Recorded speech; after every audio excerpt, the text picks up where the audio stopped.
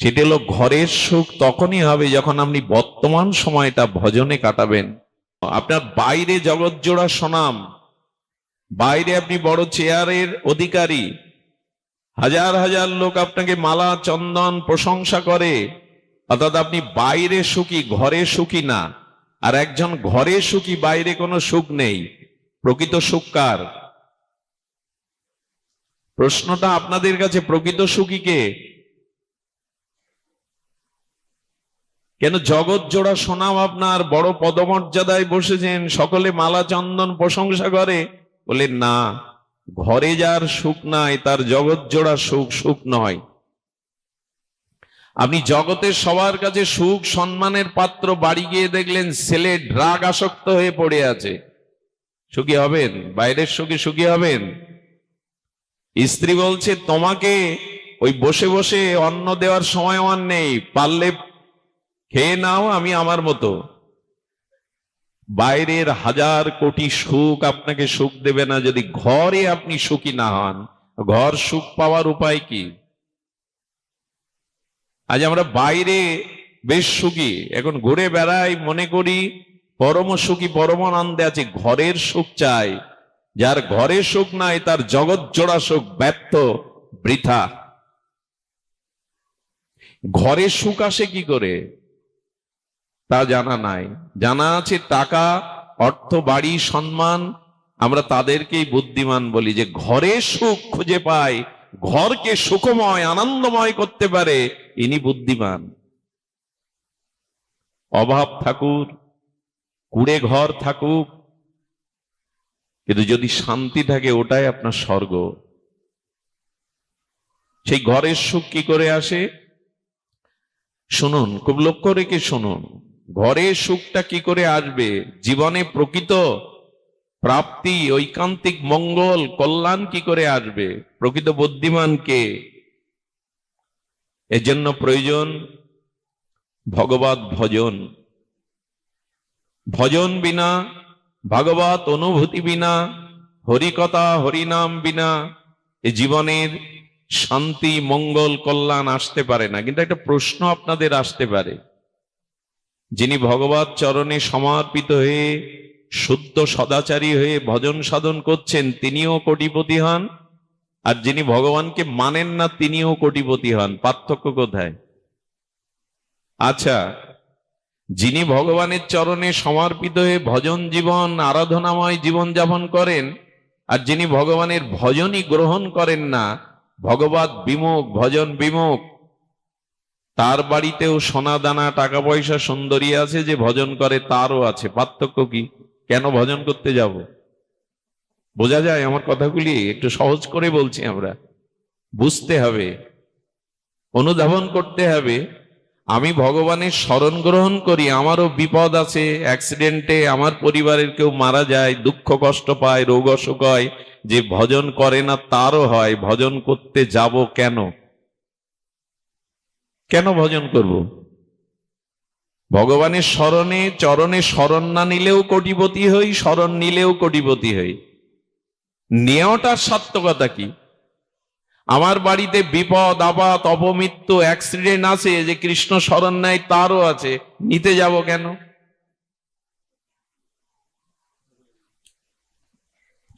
আচ্ছা, এই যে পার্থক্যটুকু, এখন ভজন কেন আমি নিতে যাব, প্রশ্নটা অর্জুন ভগবান শ্রীকৃষ্ণকেই করে বসেছে। তোমার চরণে শরণ নেবে কেন? যদি ধনী হতে পারি, মানি হতে পারি, সুখে থাকতে পারি, তো ভজনটা আলাদা কেন নিতে হবে? তোমার চরণে শরণ নিতে হবে কেন? এ প্রশ্ন কি আপনাদের জানার ইচ্ছা আছে? ইচ্ছা তো সকলের আছে, ইচ্ছাটা থাকা চাই। তৃষ্ণা না লাগলে জলের খোঁজ আমরা কেউ করব না। প্রশ্ন না জাগলে আমরা ভগবানকে জানতে পারবো না। পিপাসা চাই তবে তো জলের সন্ধান।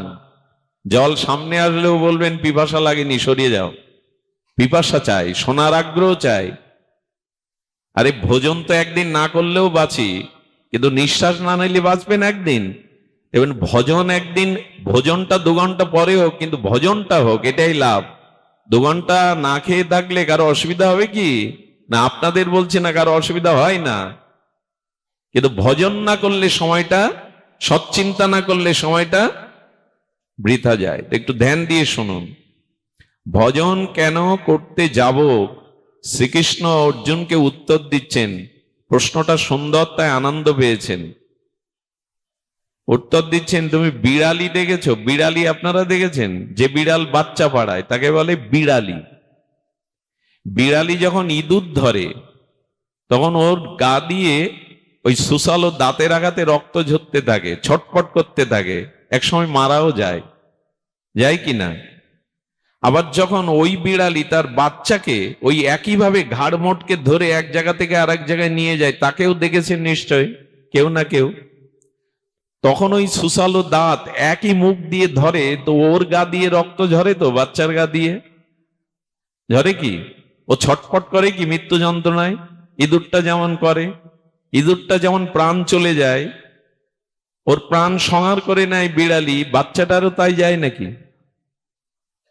কারণ কি? একই দাঁত, একই গাল, একই একই বিড়ালি, দুরকম পার্থক্য কেন? ভগবান বলছেন কাকে ধরেছে এটা দেখো, দাঁতে কি আছে, ওর গালে কি আছে, ও কে দেখো না, কাকে ধরেছে ওটা দেখো। তেমনি যারা গোবিন্দ চরণে শরণ নেয়, যারা ভগবানের ভজন করে, যারা জীবন যৌবন মনপ্রাণ ভগবানকে দিয়েছে, তাদেরও এই জগতে দুঃখ কষ্ট যন্ত্রণা জরা ব্যাধি মৃত্যু ধরে, আবার যে ভজন করে না তাকেও ধরে। কিন্তু বিড়াল তার বিড়ালি বাচ্চাকে ধরলে যেমন সে আনন্দ পায়, মনে করে মা আমাকে ভালো জায়গায় সুখের জায়গায় রাখছে, সে মরে না, সে যন্ত্রণায় ছটফট করে না, সে রক্তাক্ত হয় না, তেমনি ভজন যিনি করেন তার জীবনে বিপদ আবার দুঃখ মরণ এলেও ভগবত কৃপাতে সে যন্ত্রণা পায় না, সে কষ্ট পায় না, সে ভগবানের করুণা মনে করে, সে ভগবানের কৃপা বা করুণা মনে করে। দৃষ্টান্তটা পুরোপুরি হলো না। আচ্ছা, একজনকে অপারেশন করার আগে অবশ করে কাটলো, আর একজন অপারেশন আগে অবশ করা হয়নি, চেতনা নাশক মেডিসিন ব্যবহার হয়নি, দুইজনই তো অপারেশন হলো, কাটাকাটি করলো, ব্যথা কেউ উপলব্ধি করে? ভগবত ভজন করলে ভগবান তাকে এমন একটা সহন ক্ষমতা দেন, এমন একটা কৃপা শক্তি দেন, ওই যন্ত্রণার মধ্যেও অবাস করে কাটলে যেমন সে রক্তারক্তি সেলাই বুঝতে পারে না, সেও মনে করে আমার গোবিন্দের কৃপায় আমার কর্মফল শেষ হচ্ছে, এদেশে সন্তুষ্ট থাকে। আচ্ছা, আরো দৃষ্টান্ত নিন। একটা পিপিলিকা, তাকে একটা পাথর দিয়ে ছুঁড়ে মারলেন, পিপিলিকাকে পাথর দিয়ে ছুঁড়ে মারলেন, একটা পিপিলিকা এক জায়গায় আছে, সে মরবে কিনা, আঘাত পাবে কিনা? পাবে। তার ওই বুদ্ধি নেই যে এখন আমাকে পাথর ছুটছে, আমি এখান থেকে তাড়াতাড়ি চলে যাই। এটা পাখিকে যদি পাথর মারেন কি হবে? পাথর তো একই, মারছেনও একই, কিন্তু পাখিকে মারলে কি হবে? পাখিকে মারলে উড়ে যাবে। তেমনি ভগবান তাকে এমন বুদ্ধি এমন করুণা দেন, ওই বিপদ আসছে জেনেও সে বিপদ থেকে মুক্ত হওয়ার মতো ভগবত প্রেরণা পায়। বিপদ আসে কিন্তু উপলব্ধি করতে পারে, তাতে সহনশীল থেকে সকারাত্মক চিন্তা নিয়ে সে সেই বিপদ থেকে মুক্ত হতে পারে। আরেকটা দৃষ্টান্ত নিন, খুব মার্মিক দৃষ্টান্ত, শুনলে হৃদয়ে একটা নতুন চেতনা, একটা বিচার আসবে। সেটি হলো, একজন ব্যক্তি চারটে পাথর সমপরিমাণ একই ওয়েটের একই অবয়ব চারটে পাথর রেখেছেন। একটা পাথর অসুস্থ বিকলাঙ্গ বসে থাকা মানুষকে ছুঁড়ে মারলো, সে আঘাত পাবে। আর একটা মানুষকে মারলে সে সুস্থ, মাথাটা সরিয়ে নিল, পাথরটা চলে গেল, গায়ে লাগলো না। আরেকটি পাথর মারলো যাকে, সে পাথরটা কৌশল করে ধরে আবার আপনার দিকে ছুঁড়ে মারলো। হয় কিনা? বোমাও এরকম একজন ধরে আর একজনকে মারতে পারে যে ছুঁড়েছে। আর একজন ব্যক্তির পাথর ছুঁড়েছে, সে পাথরটা কৌশলে ক্যাচ ধরে নিয়েছে, নিয়ে হাসছে আর ওই দিকে তাকাচ্ছে, ওর মধ্যে ভগবান দেখছেন। কারণ যাকেই পাথরটা 4 নম্বরে মারা হলো, ইনি ভাস্কর, ইনি পাথর কেটে কেটে ভগবানের মূর্তি বানান। ও পাথরটার মধ্যে কি দেখছে? ভগবানের গিরিরাজ দেখছে। বলে, বা এটা কেটে তো, এই পাথরটার যা সাইজ, এটা কেটে আমি গিরিরাজ করতে পারবো। পাথর একই, মারছে একজন ব্যক্তি, সবার অনুভূতি সমান কি? একজন ছোড়া পাথরকে নিয়ে গিরিরাজের বিগ্রহ বানিয়ে দিল, ঘরে দেবতা বানিয়ে রাখলো, ভগবান বানিয়ে রাখলো, আর একজন ক্ষতবিক্ষত হলো। যিনি ভজন করেন তার কাছে দুঃখ বিপদটাও তার কল্যাণ মনে করে, ভগবানের আশীর্বাদ মনে করে, কর্মফল ক্ষয় মনে করে, তার থেকে সে ভক্তি বাড়িয়ে নেয়, আনন্দ বাড়িয়ে নেয়, করুণা বাড়িয়ে নেয়। কথাগুলো কথা না, এটাই জীবন দর্শন। যেমন কুন্তী বিপদ চাইছে কেন? উনি বুঝেছেন যে বিপদ এলেই তোমার কথা মনে পড়বে, তোমাকে স্মরণ হবে, সুখ পেলে ভোগ পেলে তোমায় ভুলে যাব। কুন্তী বিপত্তি চাইছে। আমরা চাই কি? বিপদ দাও, যাতে আপনার কল্যাণ হয়, মঙ্গল হয়, তাই তো চাইবেন। এই জন্য ভগবত চরণে শরণ নিন, তাহলে কি হবে? আচ্ছা, আরো একটা দৃষ্টান্ত দেই। দুগ্ধ বর্তন হয়ে পড়ে যাচ্ছে, মায়েরা কড়াইতে দুগ্ধ জাল দিচ্ছে কি হাঁড়িতে করে, দুগ্ধটা উদ্বর্তন হয়ে পড়ে যাচ্ছে, নষ্ট হচ্ছে। আপনি তড়িঘড়ি বিবেক বিবেচনা না করে দুধ নষ্ট হবে বলে হাঁড়িটা ধরতে গেছেন, হাতে ছেঁকে পুড়ে গেল, আর ওই যখন তাপ লেগেছে ছেড়ে দিলেন, দুধের হাঁড়ি উল্টে পড়ে গেল। একই হাঁড়ি, একই অবস্থায় আর একজন ব্যক্তি একটা ভাঙা সুতির কাপড় বা নাগড়া নিয়ে ওটা ধরে নামালো, একই পাত্র, একই তাপ। একজনের হাত পড়লো, একজন দুধ নষ্ট করলো, একজনের হাত পড়লো না, দুধটা সুরক্ষিত হলো। ভগবত ভজন করলে ভগবান তাকে এমন বুদ্ধি, এমন কৃপা দান করেন যে ওই অবস্থাতেই যেটা নষ্ট হওয়ার কথা, ধ্বংস হওয়ার কথা, আঘাত পাওয়ার কথা, তাতেও তিনি শান্তি অনুভূতি করেন। বোঝা গেল কি? স্মরণ নেওয়া উচিত না না নেওয়া উচিত?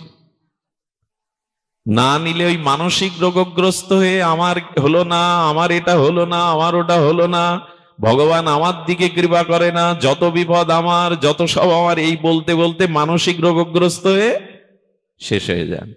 কিন্তু ভজন করলে বলে, দাও বিপদ দাও ভগবান, আমি রাজি আছি, আমার কর্মফল যদি শেষ হয়, বিপদ এলে যদি তোমার কথা মনে পড়ে, তবে তুমি বিপদ দাও। পাথর ছুঁড়ে মারলো, আর সে পাথরটা নিয়ে গিরিরাজের মূর্তি বানিয়ে ঘরে রেখে দিলে, ছোড়া পাথর। তেমনি দুঃখ ভক্তের জীবনেও আসে, কিন্তু তার থেকে তিনি নিজ কল্যাণের সামর্থ্য ভগবত কৃপায় পেয়ে যান।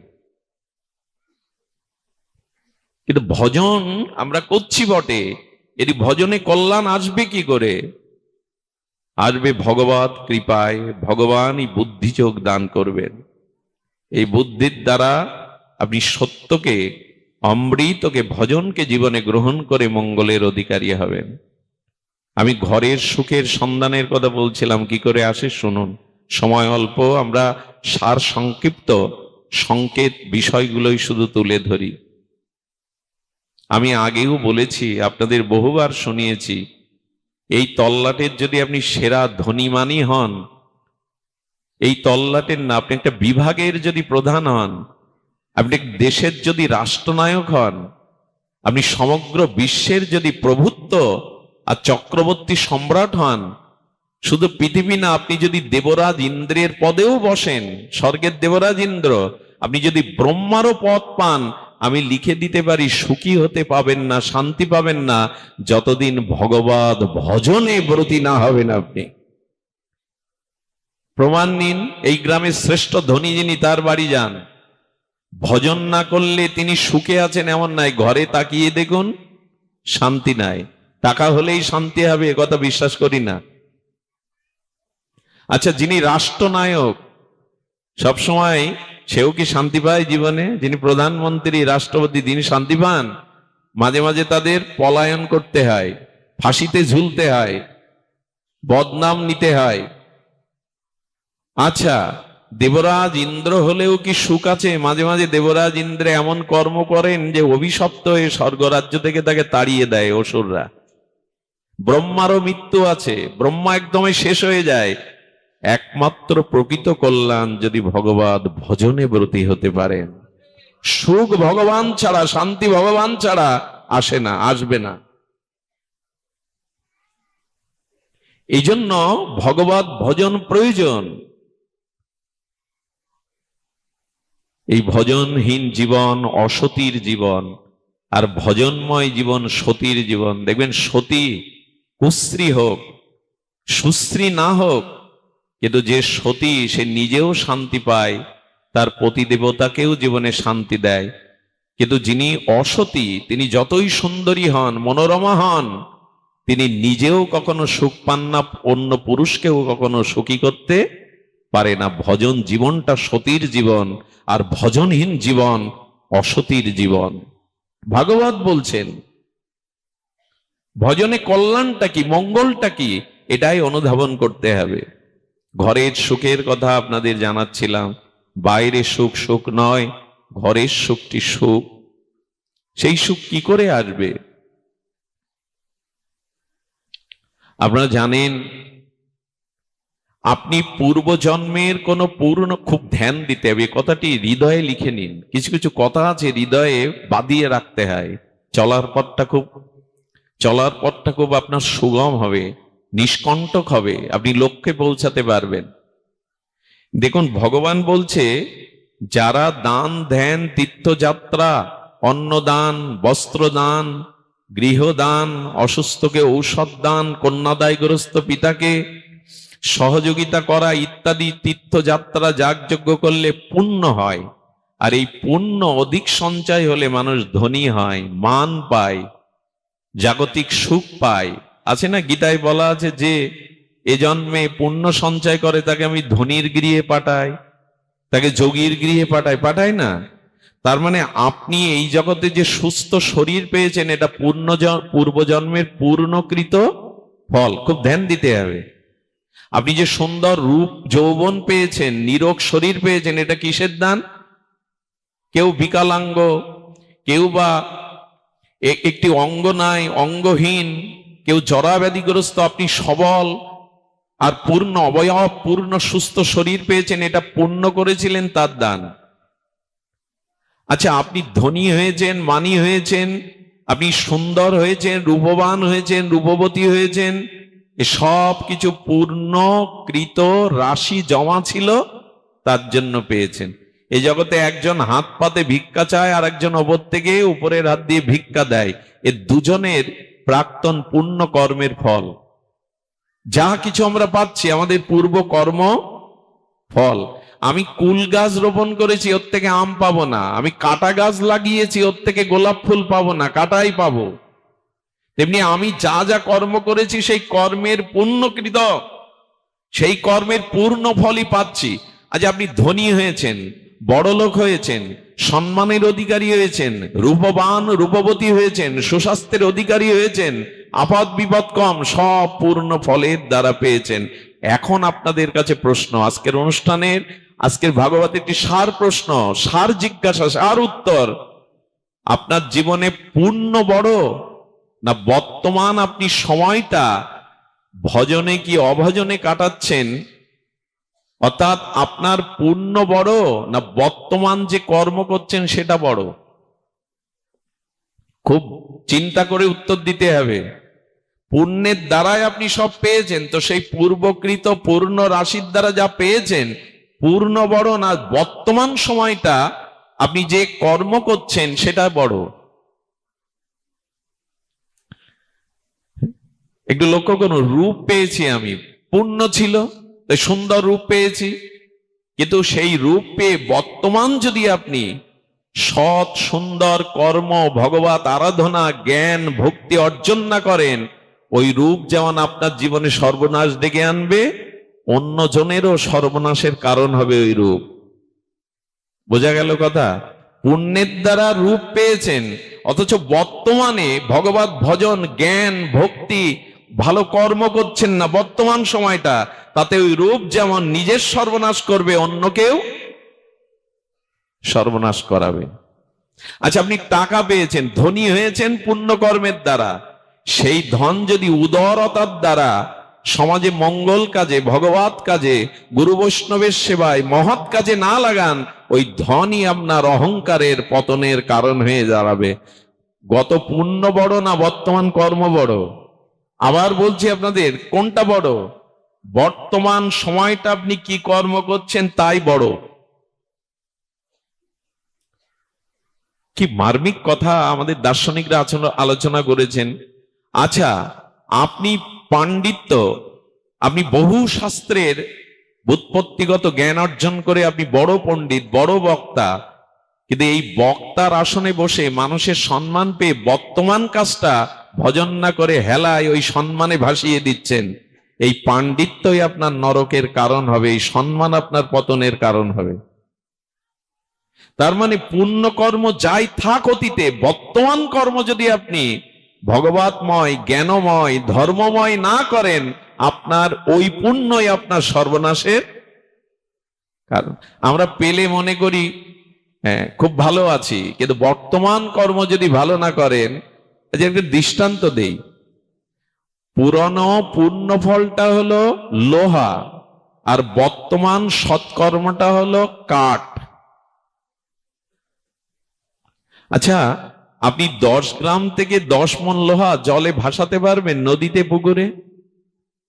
কিন্তু 10 মণ না 100 মণ লোহা জাহাজ তৈরি করে, কি 10 মণ জলুই নৌকা তৈরি করে ভাসিয়ে দিন, কি হবে? ভাসবে শুধু না, আপনাকেও ভাসিয়ে ওপারে নিয়ে যাবে। ঠিক তেমনি পুণ্য কর্মটা হলো লোহা, ওই একা ভাসতে পারবে না, ডুবে যাবে। বর্তমান সৎকর্মটাই হলো কাঠ, ওর সাথে জুড়ে দিন সৎকর্মের সাথে, ও তো ডুববে না, বরঞ্চ আপনাকে ভাসিয়ে ওপারে নিয়ে যাবে, ওই পারে নিয়ে যাবে। আপনি বর্তমান কেমন আচরণ করছেন, কর্ম করছেন, এরপরে নির্ভর করছে প্রাক্তন পুণ্য আপনার স্থায়ী হবে কিনা।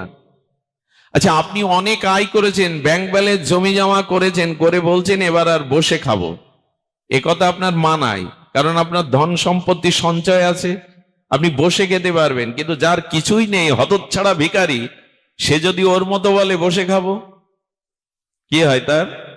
দুদিন পরে রাস্তায় নামতে হবে, ভিক্ষার ঝুলি পাততে হবে, ভিক্ষার জন্য হাত পাততে হবে। তেমনি পুণ্য কর্ম করেছেন, কিন্তু ওটা যদি ক্ষয় করেন, নূতন অর্জন না করেন, নূতন আয় না করেন, একদিন কি হতে হবে? ভিখারির জায়গায় দাঁড়াতে হবে। এই জন্য পুণ্য কর্মের দ্বারা ধন জন, পুণ্য শরীর, রূপ যৌবন পেয়েছেন, কিন্তু বর্তমান কর্মটা যদি ভগবত অর্জন, ধর্ম অর্জন, জ্ঞান অর্জন, ভজন অর্জন না করেন, আগামী দিন এই পুণ্য ফুরিয়ে গেলেই শেষ। না, আমরা ওগুলো পেয়ে কেউ বাড়াবাড়ি করে বসি, এ দেখো আমি কত সুখী, আমার কত ধন, আমার কত রূপ। কিন্তু বর্তমানে আপনি সৎকর্ম করছেন না, ভজন করছেন না, ওগুলো ডুব দেওয়ার দেরি থাকবে না। আর একটা দৃষ্টান্ত দেই, রেলের বগি কতটা থাকে? 50টা ধরুন, 25টা ধরুন, ইঞ্জিন কটা? ইঞ্জিন বাদে বগিগুলো রাখুন, কি হবে মা? যাবে? বগিগুলো আছে, ইঞ্জিন নেই, তো কি হবে? তো বর্তমান ভগবত কর্ম, ভজন কর্মটাই হলো ইঞ্জিন, আর পুণ্যটা হলো বগি। বর্তমান যদি আপনার সৎকর্ম, ভগবত কর্ম না থাকে, তাহলে ওই বগি টেনে নিয়ে যেতে পারবে না। কিন্তু আমরা অর্থ পেলে, যশ পেলে, পাণ্ডিত্য পেলে, রূপ পেলে, ওই পুণ্য কর্মের গর্ভে ভেসে বর্তমান সময়টা নষ্ট করে দিই। এই জন্য ভগবত ভজনের বড় প্রয়োজন। এই ভজন করলে কি হয়, কি হয় জানেন? আচ্ছা, আপনার বাড়ির মধ্যে, প্লেট বসানো বাড়ির মধ্যে কেউ কাকর, ঝিল, ধুলো ফেলে দিয়ে এসেছে, আপনি কি করেন? জানেন না কে ফেলেছে, কি করেন? কথা বলুন, কি করেন? পরিষ্কার তো করেন। আপনার বাড়িতে ঝিল খোলা ফেলে আসলে আপনি পরিষ্কার করেন, আর আপনার কানে যখন কেউ পরনিন্দা, পরচর্চা, ঝিল খোলার থেকে বড় পাপ দেয়, ওটা ঝেড়ে ফেলেন না কেন? ওইটা কেন ঝেড়ে ফেলেন না? ভাগবতে আসতে হবে ওই জন্য যে যা পরনিন্দা, পরচর্চা, পরনিন্দন যেন আমি ঝিল খোলাগুলো আমার ঘরে না রাখি। এই জ্ঞানটা ভগবত থেকে আসে, অন্য থেকে আসে না। এই জন্য সুধীজন, আজকের আলোচনায় আমি আপনাদের যেটা বলতে চেয়েছি, সেটা হলো ঘরের সুখ তখনই হবে যখন আপনি বর্তমান সময়টা ভজনে কাটাবেন। বর্তমান সময়টা আপনি ভগবত ভক্তিতে, ভজনে, সৎকর্মে কাটাবেন, তখনই আপনার জীবনে এই কল্যাণ, এই মঙ্গল অবধারিত হয়ে আসবে। সময় তো নাই, দেরিতে পৌঁছেছি, তারপরেও আপনাদের জন্য যেটা বলবার, ভজনে আসুন। ভগবত ভজনে আসতে গেলে যেটি সব থেকে বড় প্রয়োজন, সেটি হলো জীবনে, ওই যে বললাম বসন্ত আসলে কোকিল জানায়, কাক জানায় না, তেমনি আপনার জীবনে এই বসন্তময়, এই অমৃতময়, সত্যময়, সুন্দরময় ভগবত ভজন আসতে পারে যদি সাধু সঙ্গ করেন, ভক্ত সঙ্গের আশ্রয় নেন, তবে এর মধ্যে দিয়ে আপনার বসন্তের বার্তা জানিয়ে দেবে। এই জন্য শাস্ত্র বারবার বলেছেন যে সাধু সঙ্গ চাই। সাধু সঙ্গ ছাড়া জীবের পরমাত্মিক কল্যাণ হবার কোনো সম্ভাবনা নাই। ছোট একটা কথা বলি, নৌকা পেয়েছেন আপনি, তরণী পেয়েছেন, নৌকা মাঝি পেয়েছেন, কিন্তু আপনি মাছ দরিয়ায় গিয়ে, মাছ গঙ্গায় গিয়ে আপনি ভুলে ডুবে মরলেন, ঝাঁপ দিয়ে ডুবে মরলেন, ইনি বুদ্ধিমান? কথা বলুন, ইনি বুদ্ধিমান? এদিকে ধ্যান দিন, ইনি বুদ্ধিমান নন। নৌকা পেয়েছিলেন, মাঝি কান্ডারি পেয়েছিলেন, কিন্তু মাছ গঙ্গায় এসে আপনি ওখানে ঝাঁপ দিয়ে ডুবে মরলেন, আপনি বুদ্ধিমান নন। ঠিক তেমনি এই ভব সংসার পাড়ি দিয়ে ভগবানের চরণে পৌঁছাতে হবে, নিত্য স্বরূপ ধামে পৌঁছাতে হবে। এই দেহটা নৌকা, আর সাধুগুরুকে মাঝি করে পেয়েছি, এর পরেও যদি ডুবে যায়, এর পরেও যদি উদ্ধার না হতে পারি, ওপরতে না হতে পারি, আমরা কি খুব বুদ্ধিমান? আমরা মহৎ বিনষ্টি করলাম। নৌকা পেয়েও, মাঝি পেয়েও আপনি পার হতে পারলেন না, মাঝ গঙ্গায় ডুবে মরলেন, আপনি মহৎই নষ্ট হলেন, মহৎ বিনষ্ট হলেন। তেমনি গুরু পেয়ে, শ্রী গুরু পেয়ে, বৈষ্ণব পেয়ে, হরি কথা পেয়ে, হরি নাম পেয়ে, আর এই দেহরূপ তরণী পেয়ে আপনি ভগবানের স্বরূপ ধামে, ভগবত চরণে পৌঁছানোর চেষ্টা করলেন না, এই সংসার কামনা বাসনায় ডুবে মরলেন, আপনি বুদ্ধিমান না। কবিগুরু রবীন্দ্রনাথ একটি শব্দ উচ্চারণ করেছিলেন, এই ঋষি কবি, বঞ্চিত করে বাঁচালে মোরে। এ সংসারে যত বঞ্চনা আসবে তত বাঁচবেন আপনি। এ সংসার থেকে সবাই যখন দূরে সরে যাবে, বঞ্চনার শিকার হবেন, তখনই আপনি বাঁচবার পথ পাবেন। এই জন্য মাঝে মাঝে সব পাওয়া ভালো না, কিছু কিছু হারানো ভালো। মাঝে মাঝে বঞ্চিত হওয়া ভালো, সবকিছু চাইলে পেলে জীবন নষ্ট হয়ে যাবে। মাঝে মাঝে বঞ্চিত হন, এই বঞ্চিতই আপনাকে বাঁচিয়ে দেবে, পথ খুলে দেবে। তার ছোট্ট একটা দৃষ্টান্ত দিয়েই পাঠ বিশ্রাম করি। বঞ্চিত হলেই বাঁচা যায়। কেমন জানেন? আমাদের এক আচার্য, শ্রীনিবাস আচার্য প্রভু, তিনি শীতল বটবৃক্ষের ছায়ে অন্তরঙ্গ ভক্তদের নিয়ে ভাগবত পাঠ করছেন। আর এদিক দিয়ে কি করেছেন, তখনকার দিনে এক সুদর্শন যুবক, কি তার রূপ, কি তার যৌবন, আর তিনি গন্ধর্বের মতো এই সুদর্শন যুবক বিবাহ করে পালকিতে, এক পালকিতে বধূ, নববধূ এক পালকিতে, আর এই বর বেশে যুবক আসছেন। তখনকার দিনে পালকি ছিল বাহন। সত্য ঘটনা শুনুন। সেই বাহন পালকিতে আসতে আসতে যারা বেহারা ছিল, মাঝে মাঝে তারা একটু বিশ্রাম নিত। আর সৌভাগ্যের কি বলিহারি, শ্রীনিবাস প্রভু যখন সেই জাজি গ্রামে বসে আর শীতল বটের ছায়ায় ভাগবত পাঠ করছেন, ওইখানেই বেহারারা পালকিটা লাগলো, বট গাছের শীতল স্নেহের ছায়া দেখে। আর উনি পালকি থেকে নেমে একটু শরীরটা একটুখানি তার বিশ্রাম পাবে বলে পালকি থেকে নেমেছেন। নেমে দেখছেন শীতল বটের ছায়া এক জ্যোতিপুঞ্জময় দেহে কে যেন আচার্য ভাগবত করছেন তার কিছু শিষ্যদের নিয়ে। উনি এক পা দুপা করে ওদিকে এগিয়ে যাচ্ছেন, আর এই ভাগবত পাঠ করতে করতে এই সুদর্শন যুবকের দিকে, বর বেশে যুবকের দিকে তাকিয়ে উনি একটু হেসে বললেন, দেখ দেখ, এত সুন্দর সুন্দর যৌবন সম্পদটা কাম কামিনী কামনায় নষ্ট করতে সংসারে চলেছে। এই যৌবনটা, এই সুন্দরটা যদি কৃষ্ণ সেবায় লাগতো। কথাটা তীরের মতো কানে গিয়ে বুকে বিঁধে গেছে। যদি এই যৌবনটা কৃষ্ণ সেবায় লাগতো। মহাপুরুষের কথা তো, মহাপুরুষের শব্দের মধ্যে একটা শক্তি থাকে, সেই শক্তিটা ওর কর্ণ দিয়ে হৃদয়ে বেঁধে গেছে। যদি ভজনে লাগতো, কৃষ্ণ ভজনে লাগতো, সুধীজন কথাটা শোনার পরে মনের ভিতরে তোলপাড় হতে থাকলো। এ কথা উনি বললেন কেন? আমি বিবাহ করে বধূকে নিয়ে আজকে ঘরে ফিরছি, উনি বললেন এই সুন্দর যৌবনটা এই কাম কামিনীতে নষ্ট না করে যদি কৃষ্ণ সেবায় লাগতো। যেই কথাটি বলেছেন বর্ষির মতো, লোহার শলাকার মতো হৃদয়ে বিঁধে গেছে। একটা কথাই মানুষের জীবনে পরিবর্তন করতে পারে। কথাটা যিনি বলছেন তিনি যদি ভজনানন্দী মহাপুরুষ হন, তার শব্দের মধ্যে একটা শক্তি সঞ্চার হয়। বাসর রাত আর কুসুম শয্যায়, বাসর শয্যায় নববধূ অপেক্ষা করছেন, আর তার প্রতি বাসর ঘরে ঢুকে নববধূর মুখের দিকে একবারও চাইলেন না। জানলা খুলে ওই কথাটা যেন ধ্যান করছে, ওই মূর্তিটা যেন ধ্যান করছে। কেন বললেন? এই যৌবনটা কাম কামনায় অভিশাপে নষ্ট না করে যদি কৃষ্ণ সেবায় লাগতো। যেই এই কথাটি বলছেন, উনি ওই কথা ভাবতে ভাবতে চোখ দিয়ে ওনার অশ্রু গড়িয়ে পড়েছে। এই নবপরিণীতা বধূ বাসর রাতে স্বামীর দিকে তাকিয়ে দেখে স্বামী চোখের জল ফেলছে। বাসর রাতে কোনো নববধূর স্বামীর চোখের জল দেখাটা বেমানান। উনি বলছেন, আমি কি আপনার মনের মতো হইনি? আমি কি আপনার জীবনে ব্যথা এবং কষ্টের কারণ হলাম? বললেন, না, তুমি না। এক আচার্য আমাকে এই কথা শোনালেন, সেই কথাটা যেন তীরের মতো আমার বুকে যন্ত্রণা করছে।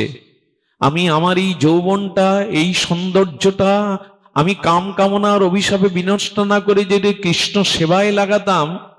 উনি বলছেন ওই কথাটা অনুরণন হচ্ছে, ধ্বনিত হচ্ছে আমার হৃদয়ে। সবাই তো ভাগ্যবতী স্ত্রী পায় না। একটা পুরুষের জীবনে সব থেকে বড় সম্পদ গুণবতী ভাগ্যবতী স্ত্রী পাওয়া।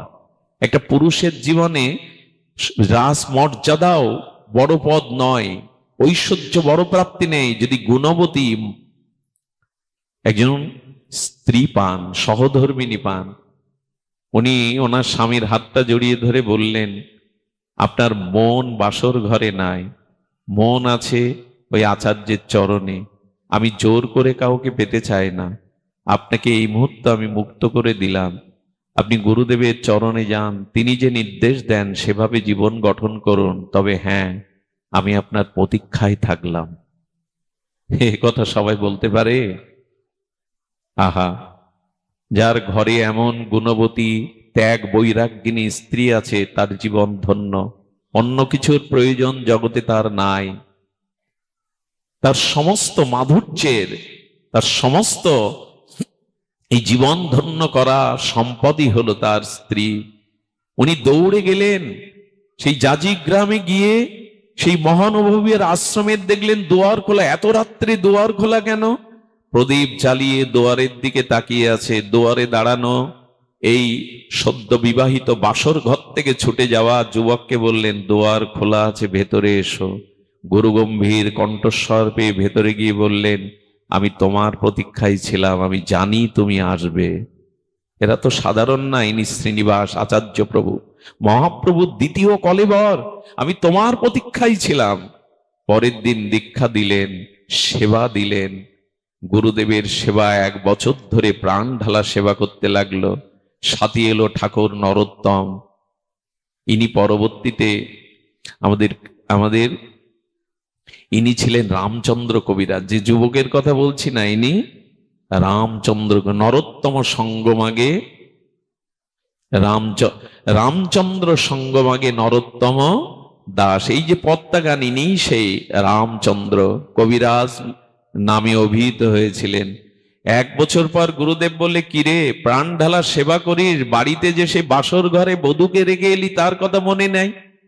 আরে তার কথা তোর স্মরণে নাই? বলেন, গুরুদেব আপনার চরণ পেয়েছি, সর্বস্ব তো পেয়েছি, যুগল ভজন পেয়েছি, শ্রী গুরুদেবের আরাধনা পেয়েছি। বলেন, না রে, তাকে সেই বাসর ঘরে রেখে আসলি, যা আজ রাতটা ওখানে কাটিয়ে আয়। সে যদি অনুমতি দেয় তবে ফিরে আসিস, যা সংসারে ফিরে যা। সাধারণ গুরু তো নয়, মহাপ্রভুর দ্বিতীয় কলেবার। দুরু দুরু ভয়ে বুকে বলছেন আবার বাঁধবে না তো, জানে একবার যে অমৃত পায় সে কি আর চিটে গুড় খেতে যাবে? সে কি আর ওর মধ্যে পড়ে থাকবে? আরে সাধারণ মাছিরা ঘা ফোড়া ক্ষত স্থানে পুজ রক্ত খায়, মৌমাছি ওই স্থানে বসে না, মৌমাছি ফুলে বসে। সব মাছি সমান না। একবার যে গৌর গোবিন্দের নামরস, প্রেমরস, ভজন রস, এই নিগূঢ় সেবারস পেয়েছে, সে জগতের কোনো কামনার দিকে আত্মার দৃষ্টি নেই। দুরু দুরু ভয়ে গৃহে এসে সন্ধ্যা হয়ে গেছে। গুরুদেব বলেছেন, গুরুর আজ্ঞা বলবান। এসে সন্ধ্যাবেলায় দেখছে গলে আঁচল দিয়ে লাল পেড়ে সাদা খড়ের শাড়ি পরে তুলসী তলায় দীপ দিচ্ছে, আর ভগবানকে বলছে সে যেখানে থাকুক যেন গুরু চরণে ভগবত ভজনেই থাকে, তুমি তাকে ভজনে রেখো। চিন্তা করতে পারেন, এটাই তার মন্ত্র। একথা শুনে ওর চোখে জল এসে গেছে। পেছন থেকে বলছেন, সাড়া দিয়ে বলছেন আমি এসেছি। ঘরে নিয়ে গেলেন, তাকে স্নান আদি করিয়ে ভোগ রাগ করিয়ে প্রসাদ পাইয়ে বিছানায় এনেছেন। দুরু দুরু ভয়ে বলছেন, গুরুদেব বলেছে ও যদি অনুমতি না দেয় ফিরে আসবি না। স্ত্রী কি বলল জানেন? সেই শোকময় শয্যায় এসে হাত ধরে বললেন, আপনি তো গুরুদেবের আশ্রমে 1 বছর ভজনে কাটালেন, আজ রাতটা না ঘুমিয়ে আপনি বলবেন ভজনের মহিমা কেমন, গুরু মহিমা কেমন? আমাকে আপনার ভজন জীবনটা শোনান না। সারা রাত ধরে দুইজন ভগবত ভজনের তরঙ্গে ভেসে গেল। গুরুদেবের মহিমা, বিগ্রহ সেবার মহিমা, ভজন মহিমা বলতে বলতে চোখ দিয়ে জল ঝরছে। কখন যে ভোর শুভ সময়টা, আনন্দের সময়টা খুব দ্রুত চলে যায়। কখন যে পূর্ব দিগন্তে বিবাহাবরী শেষে অরুণ রাগে আর দীপ্ত হয়ে উঠেছে, পাখির প্রভাতীর ভৈরবীর আগে কলকাকলিতে জানিয়ে দিল ভোর হয়ে এসেছে। স্ত্রীকে বলছে এবার অনুমতি দাও, গুরুদেবের আঙিনাটা ঝাড়ু দেওয়ার সময়, অনুমতি দাও। স্ত্রী বললেন যদি যেতে হয় যাবে, কিন্তু এমন হরিকথায় দুজন চোখের জলে ভেসেছে, দুজনের দেহাবেশ নেই, স্ত্রী বা পুরুষ বোধ নেই। ভক্ত মনে করে দুজন দুজনকে আলিঙ্গন করেছে। যেই আলিঙ্গন করেছে ওনার রক্তিম সিঁদুরগুলো ওনার মুখে লেগে গেছে। ওনার তো ওদিকে খেয়াল নেই, ভক্ত বেশে কাম বেশে নয়, প্রেমে দুজন দুজনকে আলিঙ্গন করেছে। দেহ বেশ তো নাই। সারা রাত হরিকথা হরিভজনের কথা শুনে দৌড়ে যখন গেছে, নরোত্তম ঠাকুর ঝাড়ু দিচ্ছিলেন, একটু দেরি দেখে উনি আঙিনা ঝাড়ু দিচ্ছেন, শ্রী গুরুদেবের আঙিনা। ওর দিকে তাকিয়ে বলছে কোথায় গিয়েছিলে? গুরুদেব আজ্ঞা করেছিলেন গৃহে যেতে। দেখে সারা মুখে সিঁদুর লেগে আছে। বলো বাহ, বেরিয়ে যাও, অসুচি অপবিত্র কোথাকার, বেরিয়ে যাও। এই বেশেই মন্দিরে ঢুকেছ? ও তো কিছু বুঝতে পারছে না। বললেন বন্ধু, এই সেবাটা আমার। এই দেখুন সেবায় কত অনুরাগ। ঝাড়ুটা আমায় দাও, এই সেবাটা আমার, এটা তোমার নয়। বলে আবার গুরু সেবা করতে এসছে, আশ্রমের সেবা। বেরিয়ে যাও।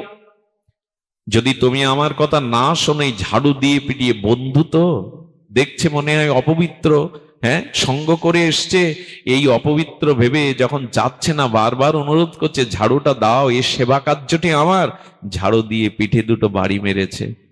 মনের কষ্টে নদীর ধারে গিয়ে কাঁদছে আর বলছে গুরুদেব, কেউ না জানুক, আপনি তো জানেন আমি এ দেহে কোনো পাপ করিনি।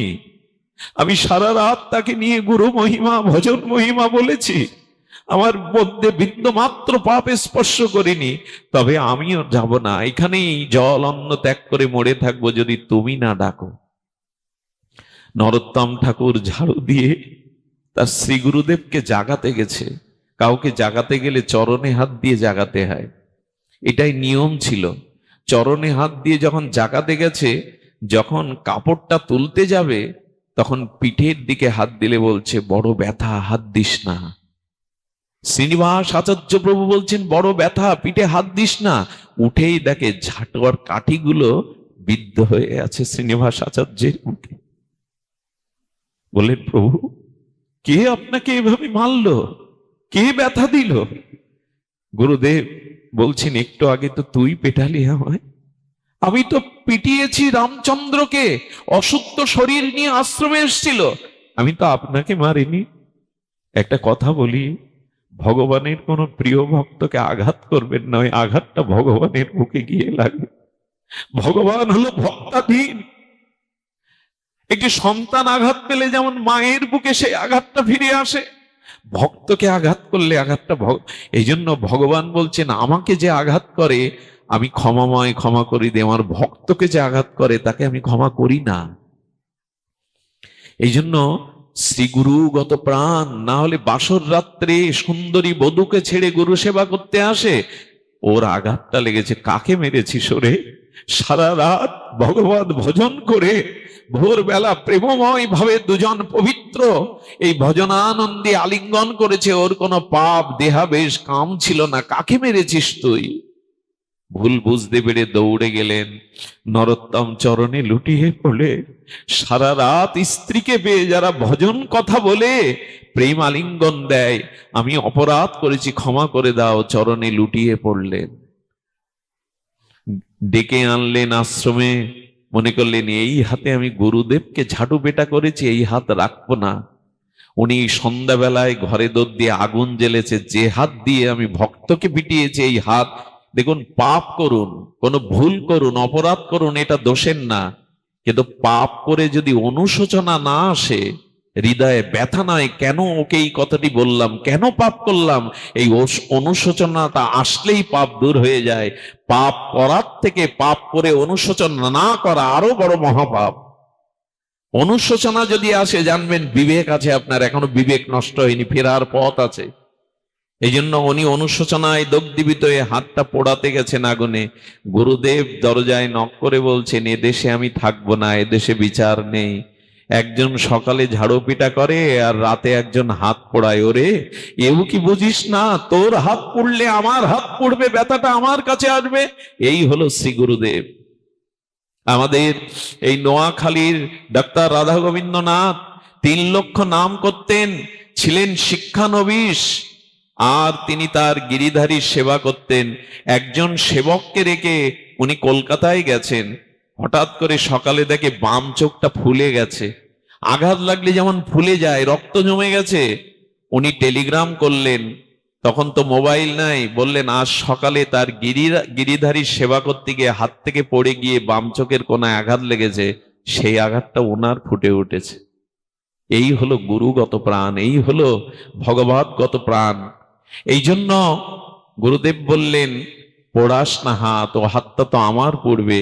আমি বলেছিলাম ঘর কি করে সুখী হয়, বাইরের সুখ সুখ নয়, ঘরের সুখ সুখ।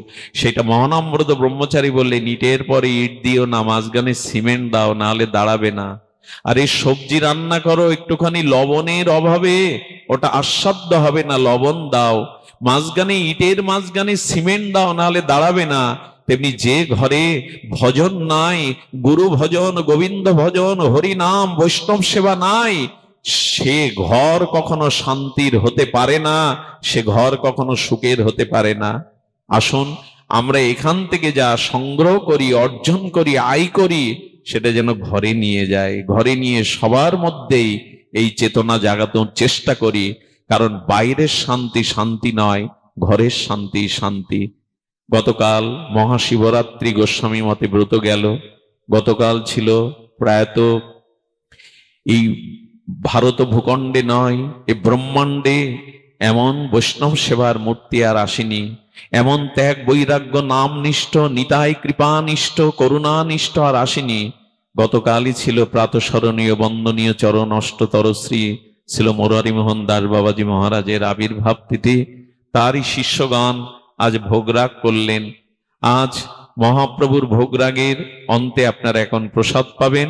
আর এইখান থেকে যেটা সংগ্রহ করলেন, অর্জন করলেন, সেটা ঘরে ফিরিয়ে নিয়ে পুরনো পূর্ণের দোহাই না দিয়ে বর্তমান যতটুকু সময় আমাদের হাতে আছে, আয়ু আছে, ততটুকু সময় ভজনে, সৎকর্মে, সাধুসঙ্গ কাটান। কারণ এই সম্পদটাই যুক্ত হয়ে আপনার জীবনকে মঙ্গলময়, শান্তিময় করবে। জয় শ্রী রাধে, জয় নিতাই গৌর হরি বল।